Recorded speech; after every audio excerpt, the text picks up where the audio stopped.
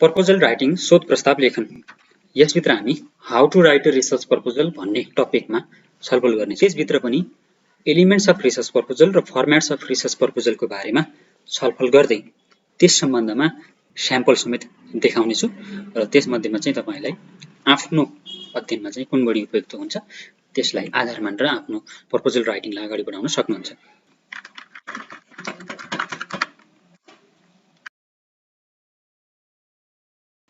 च्यानललाई सब्स्क्राइब गरेर notification bell on गर्नु होला। सबैभन्दा पहिलो रहेको छ एलिमेन्ट्स अफ रिसर्च प्रपोजल, शोध प्रस्तावका तत्त्व। शोध प्रस्तावका तत्त्व भने पनि भयो र यसलाई कम्पोनेन्ट्स अफ रिसर्च प्रपोजल बाट बुझ्दा पनि हुन्छ। कम्पोनेन्ट तीनवटा हुन्छन्, एउटा प्रारम्भिक भाग, दोस्रो मुख्य भाग र अन्तिम परिशिष्ट भाग भन्ने हुन्छ। जुन पहिलो प्रारम्भिक भाग भन्ने छ, प्रारम्भिक भागमा चाहिँ टाइटल पेज र टेबल अफ कन्टेन्ट यो दुईवटा पर्छ। त्यसपछि गएर जुन मुख्य भाग भन्ने रहेको छ, मुख्य भागमा चाहिँ background of the study, statement of the problem, objectives of the study, significance of the study, limitations of the study, methodology of research, literature review, organisation of study, यी 8 वटा कुराहरू चाहिँ मुख्य भाग अन्तर्गत पर्दछन्। र अन्तिमको जुन परिशिष्ट भाग भन्ने छ त्यसमा चाहिँ बिब्लियोग्राफी र रेफरेन्स पर्दछ। यसलाई सबैभन्दा पहिला चाहिँ हामीले यसको टेबल अफ कन्टेन्ट हेर्यौं भने चाहिँ यी कुराहरू यसरी राखिएको हुन्छ क्रमैसँग। पहिलो रहेको छ टाइटल पेज। टाइटल पेजमा शोध प्रस्तावको शीर्षक हुन्छ सबैभन्दा माथि।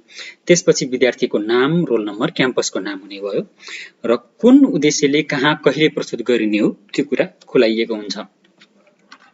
अब यसलाई स्याम्पलमा हेरौँ है त। यो प्रपोजलको नाम भयो, टाइटल भयो, त्यसपछि गएर यहाँनिर के हुन्छ नि स्टुडेन्टको डिटेल, क्याम्पस नेम भयो। त्यसपछि अन्तिममा चाहिँ के छ, कुन उद्देश्यका लागि गरिएको हो, त्यसपछि गएर कहाँ बुझाइने हो, कहाँ बुझाइने हो, त्यसपछि गएर कहिले बुझाउने हो भन्ने कुराहरू समेत आयो। यसैगरी यसैलाई नेपालीमा हेरौँ। नेपालीमा यहाँनिर यो भयो, कुराहरू खुलाइयो, शोध प्रस्ताव भनियो, त्यसपछि गएर प्रस्तुतकर्ता भनेर यसरी वर्ष समेत खुलाइएको छ। अब हामी दोस्रोमा जाउँ। टाइटल पेज पछि कुन छ, table of content. Table of कन्टेन्टमा चाहिँ शोध प्रस्तावमा समावेश भएका विषय सूचीहरू, विषयहरूको सूची, यसरी शोध प्रस्तावमा के कुराहरू भयो त्यसको सूची यहाँ तयार पारिने भयो। सम्भव भएसम्म चाहिँ यो अटोमेटिक रूपमा इन्सर्ट गर्ने, न कि त्यो टिआइटिएलई टाइटल पिएचडी गरेर 1 भनेर त्यसरी टाइप गरेर सम्भव हुँदैन। सम्भव भएछ भने पनि पछि त्यो पेज नम्बर फरक पर्छ, त्यसलाई सच्याउन गाह्रो हुन्छ। यसलाई पनि म एकचोटि इक्जाम्पल देखाइहाल्छु। जस्तो यसको टाइटल पेज हेर्ने हो भने, जस्तो अब यहाँनिर यो पेज मानौँ कुनै पेज चेन्ज भयो, एउटा दुईटा पछि यहाँ बीचमा थपियो भने यो टाइटल पेज त बिग्रिन्छ। त्यसो भएपछि यसरी अटोमेटिक गर्ने भने चाहिँ अपडेट इन्टायर टेबल गर्न नि मिल्यो, अपडेट पेज नम्बर ओन्ली गरेर पनि गर्न सकिने भयो। यसरी यहाँनिर भित्र भएको परिवर्तनलाई यो अटोमेटिक रूपमा इन्सर्ट गरेपछि यो हुन्छ। कसरी इन्सर्ट गर्ने जान्नुहुन्न भने आई बटनमा भिडियो त्यसलाई हेर्नु होला। हामी नेक्स्टमा जाउँ है त। त्यसपछि मुख्य भागको पहिलो चाहिँ ब्याकग्राउन्ड अफ द स्टडी, पृष्ठभूमि वा परिचय।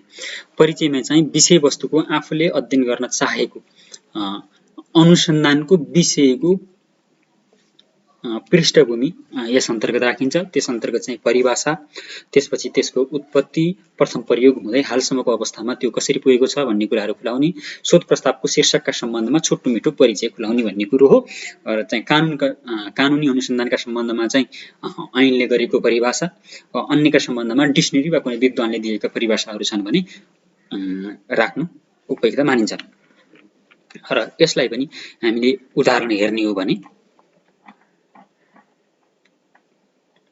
यो देख्न सक्नुहुन्छ। इन्ट्रोडक्सन भने पनि, ब्याकग्राउन्ड अफ द स्टडी भने पनि एउटै कुरो। यसरी आफ्नो अनुसन्धानका विषयका सम्बन्धमा चट्ट परिचय छोटो मिठो दिने है। त्यसपछि रहेको छ स्टेटमेन्ट अफ द प्रब्लम, समस्याको कथन भनेको छ। समस्याको कथन चाहिँ भनेको के भन्दाखेरि चाहिँ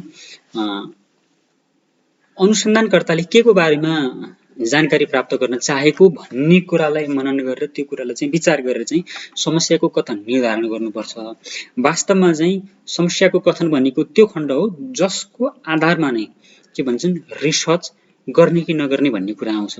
भनेपछि समस्या छ, त्यो समस्याको समाधान गर्नका निमित्त चाहिँ रिसर्च गरिँदैछ।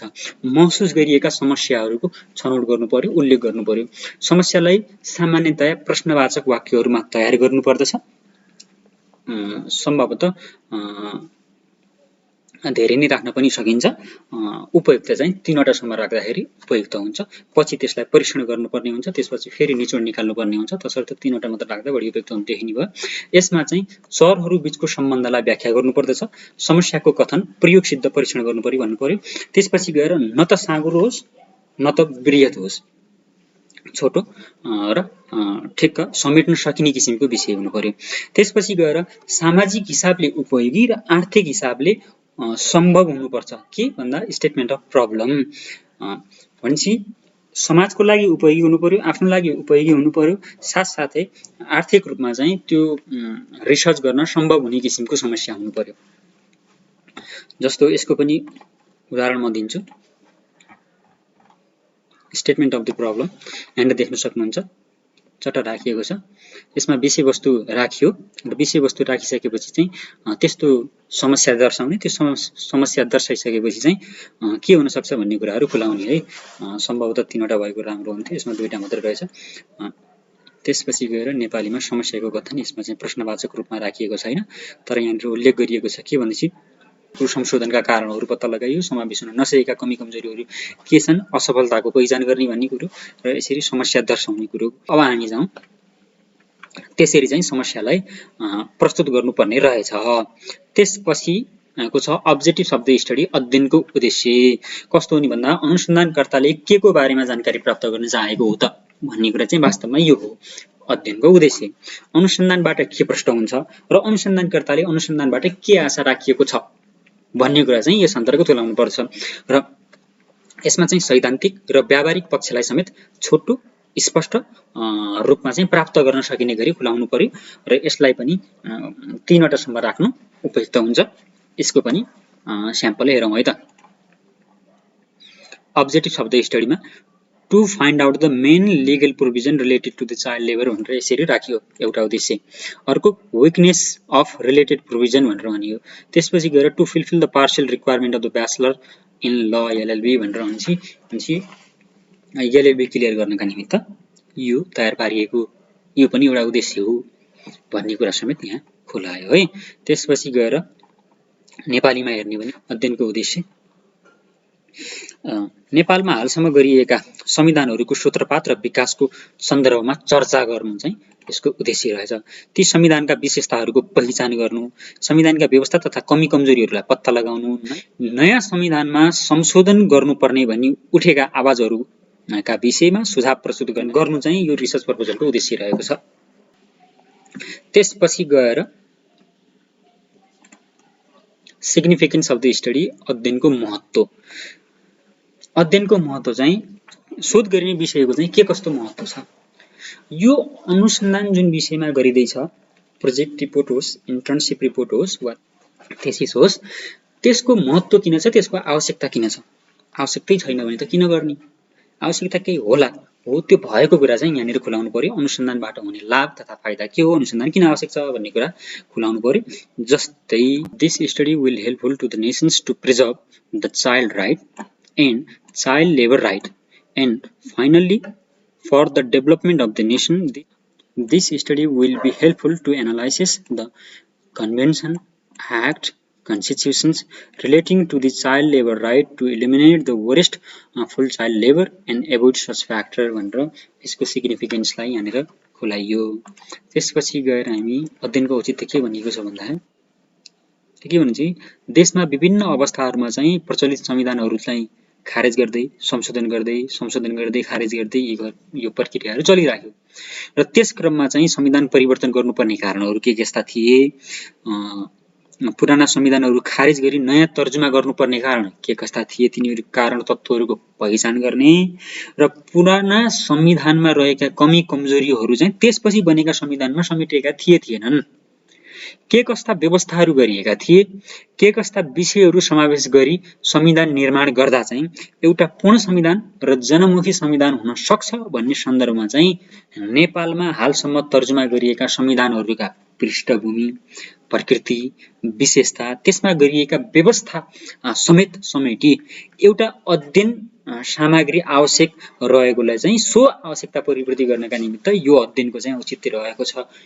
त्यसपछि अर्को रहेको छ लिमिटेसन्स अफ द स्टडी, अध्ययनका सीमा भनेको छ। कुनै पनि अनुसन्धानबाट प्राप्त हुने निष्कर्ष चाहिँ सबै अवस्थामा पूर्ण रूपमा लागू हुन सक्दैनन् भने त्यस्ता लागू हुन नसक्ने क्षेत्रहरू के हुन् भन्ने कुरा पनि खुलाइनु पर्यो। त्यसपछि गएर अनुसन्धानलाई चाहिँ विषयवस्तुभन्दा बाहिर जान नदिनका निमित्त पनि सीमाहरू खुलाइने हुन्छ र अध्ययनले समेट्न नसकेका विषय तथा पक्षहरू यस अन्तर्गत राखिन्छ। विषयवस्तु, विषयको स्वरूप र समय आदि विभिन्न कुराहरूका आधारमा चाहिँ सीमाहरू निर्धारण गर्ने गरिन्छ। रिसर्चको लिमिटेसन्सहरू के कस्ता हुन सक्ने पनि यसका केही उदाहरणहरू यहाँ हेरौँ। लिमिटेसन्स अफ द स्टडी है, तथ्याङ्कको प्राथमिक स्रोतलाई उपयोग गरेन। The conclusion, decisions and recommendations derived from this study won't be mandatory to anyone. Due to the limited time, this study will analyze only the main provision mentioned in the related act, constitutions, bylaws and convention etc. भन्ने खालको कुरा भयो। यी यस्ता कुराहरू चाहिँ यस अनुसन्धान प्रतिवेदनका चाहिँ सीमा लिमिटेड टाइममा गरिएको छ, तसर्थ चाहिँ समय कुराहरू नसमेटिएका पनि हुन सक्छन्, यसको लिमिटेसन भयो। रिसर्च मेथोडोलोजी, अनुसन्धान पद्धति, अनुसन्धानमा कुन पद्धति प्रयोग गरिएर तथ्याङ्क सङ्कलन गर्ने वा विश्लेषण गर्ने हो। तथ्याङ्क सङ्कलन गर्दा प्राथमिक वा द्वितीय वा दुवै स्रोतको प्रयोग गर्ने हो वा के गर्ने हो। विश्लेषण गर्दा तुलनात्मक, व्याख्यात्मक, सैद्धान्तिक, ऐतिहासिक वा गैर सैद्धान्तिक जस्ता विधिहरू मध्ये कुन कुन विधिहरूको प्रयोग गरिएको गरेर चाहिँ प्रतिवेदन तयार पारिने हो, सो सम्बन्धमा चाहिँ शोध प्रस्तावमा खुलाउनु पर्दछ।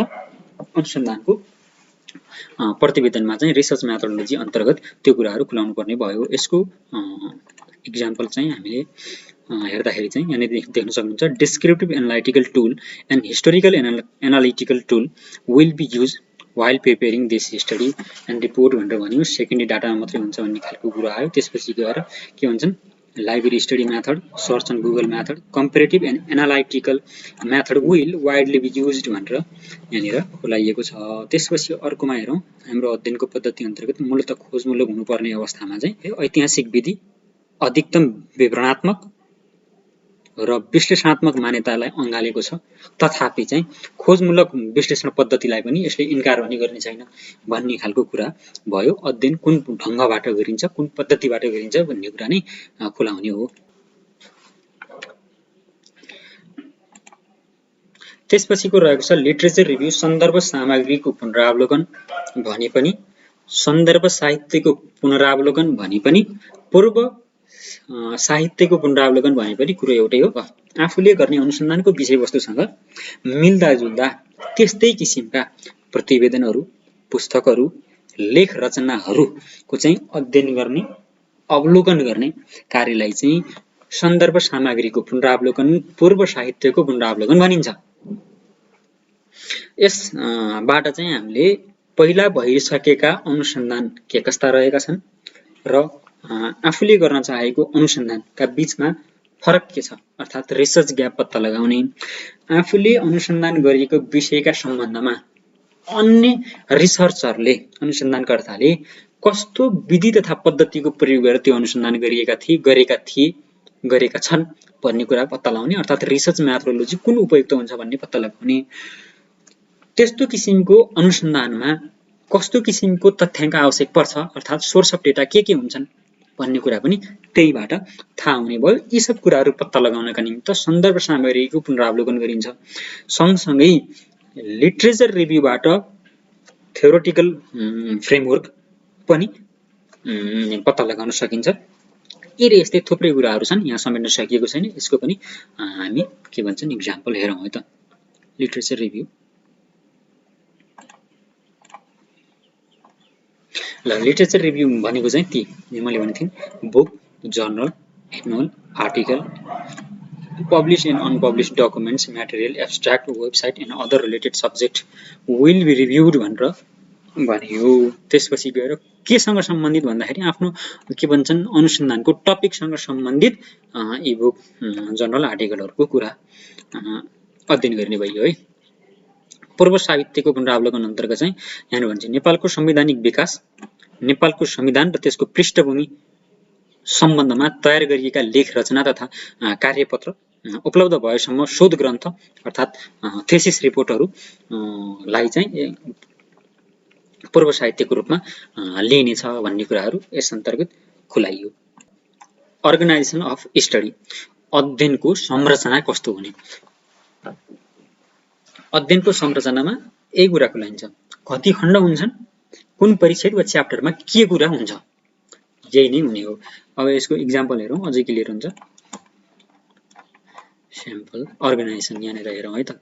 This study will be organised into 4 chapter, कतिवटा हुने भयो 4 च्याप्टर हुने भन्ने कुरा आयो हो।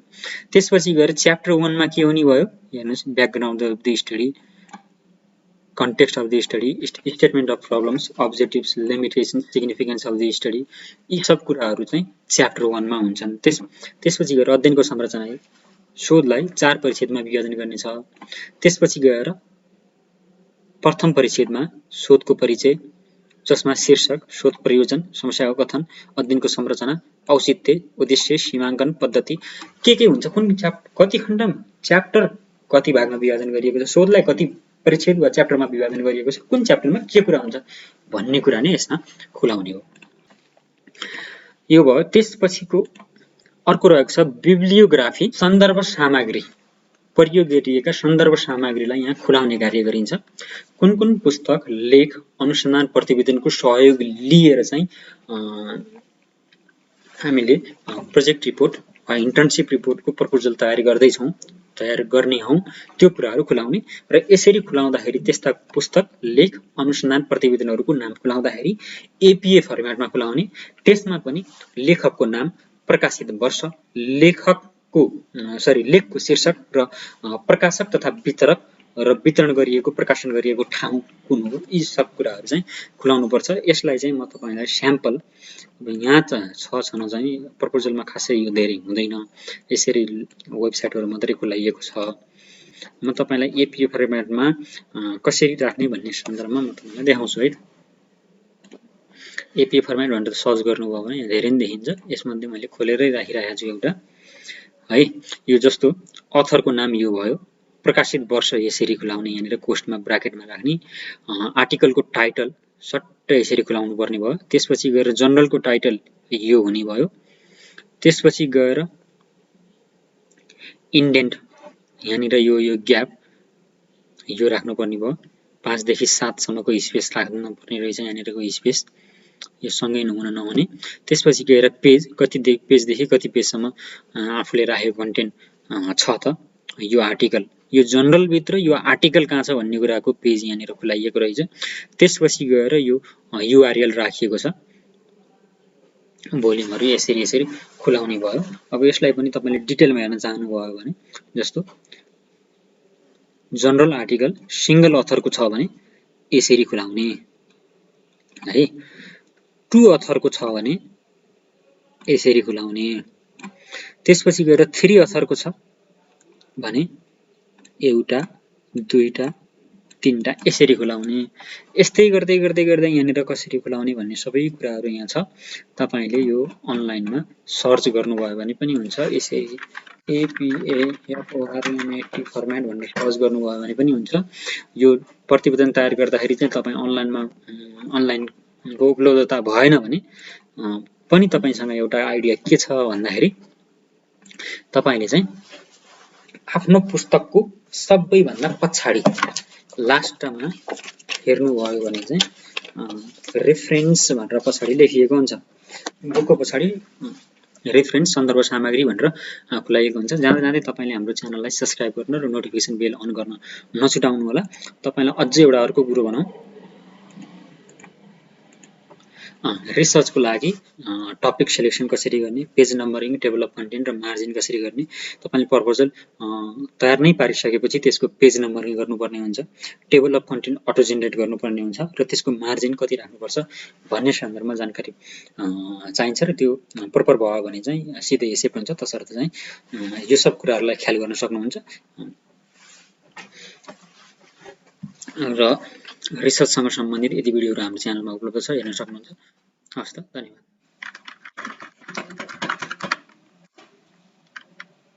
यदि यहाँहरू नयाँ हुनुहुन्छ भने च्यानललाई सब्स्क्राइब गरेर नोटिफिकेसन बेल अन गर्नुहोला।